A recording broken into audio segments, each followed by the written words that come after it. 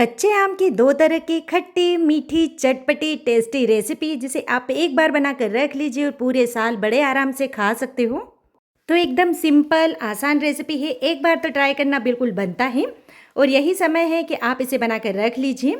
पूड़ी पराठे दाल चावल या फिर टिफ़िन में सफ़र में भी ले जा सकते हो। तो मैं वर्षा भावसार रसोई घर में आप सभी का स्वागत है। तो चलिए फ्रेंड्स, इस मज़ेदार से रेसिपी को बनाना शुरू करते हैं।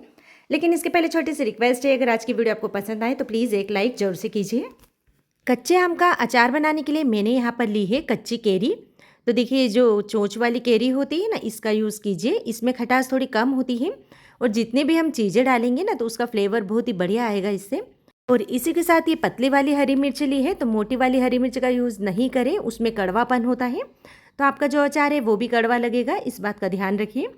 इन सारी चीज़ों को मैंने अच्छे से वॉश कर लिया है और वॉश करने के बाद इस तरह से इन्हें कट कर लेंगे। तो मैं इसे केवल 2 कैरी से बना रही हूँ, तो 2 कैरी की मैं कुछ और रेसिपी आपके साथ शेयर करूँगी।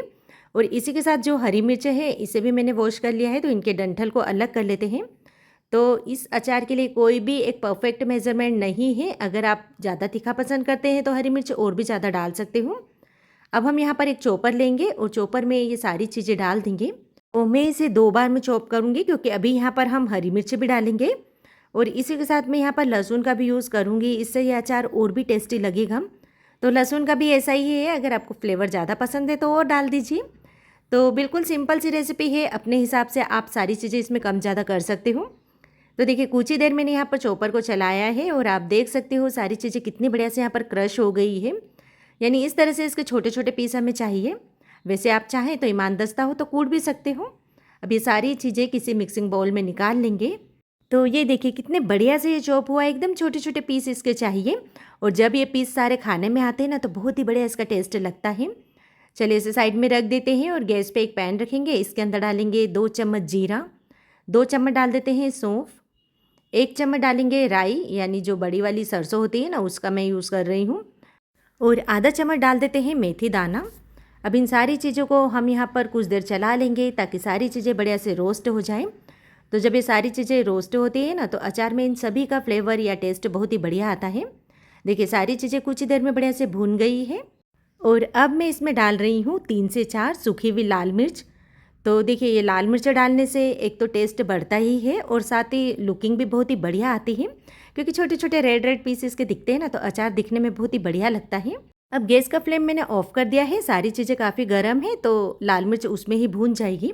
चलिए इसे साइड में रख देते हैं। अब मैंने यहाँ पर एक तड़का पैन लिया है, इसके अंदर डाल देते हैं सरसों का तेल और इसे भी गर्म करने रख देते हैं जब तक इसमें धुआं नहीं निकलने लग जाता, क्योंकि तेल हमें यहाँ पर ठंडा ही यूज़ करना है।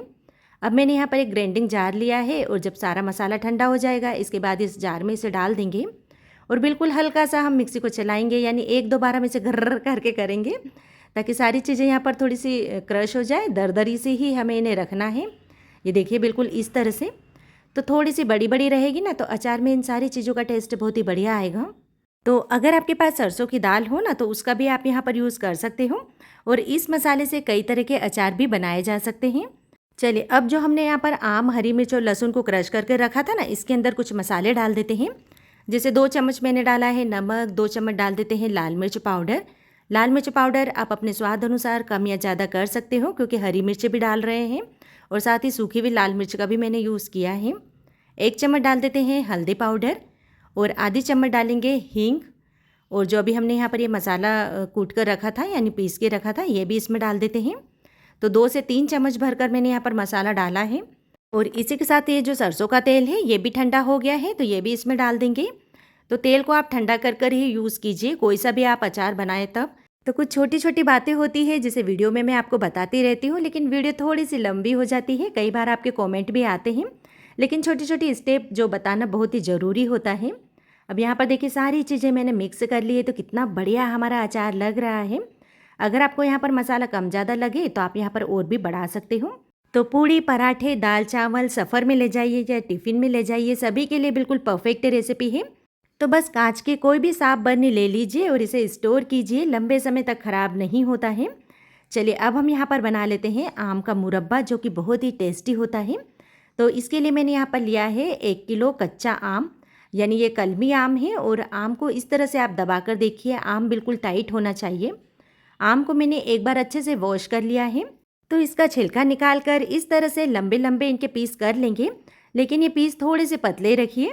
अब गैस चालू कर गैस पे मैंने एक बर्तन में पानी को गर्म करने रख दिया है। पानी जब गर्म हो जाए उसके बाद ये सारे आम के पीस इसके अंदर डाल देंगे।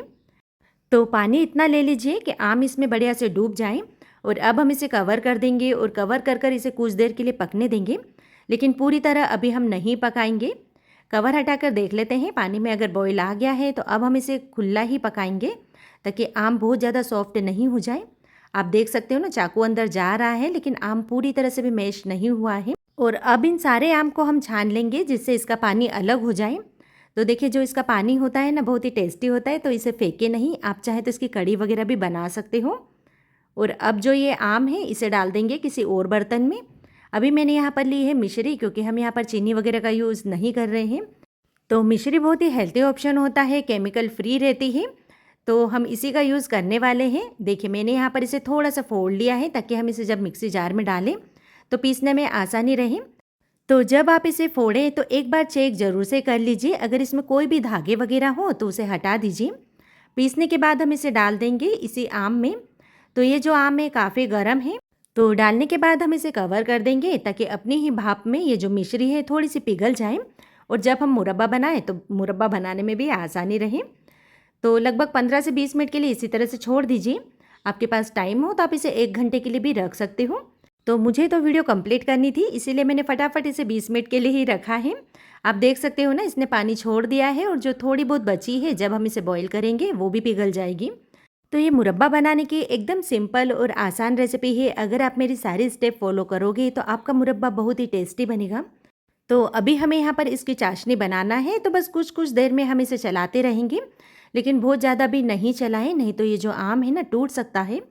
बस कुछ कुछ देर में आप इसे हिलाते रहिए ताकि ये नीचे चिपके नहीं। और हमें यहाँ पर इसकी एक तार की चाशनी बनाकर तैयार करना है। इसके पहले मैं यहाँ पर डाल देती हूँ थोड़े से केसर के धागे और एक टुकड़ा मैंने यहाँ पर दालचीनी का डाला है। तो इन दोनों से इसमें खुशबू और टेस्ट बहुत ही बढ़िया आएगा।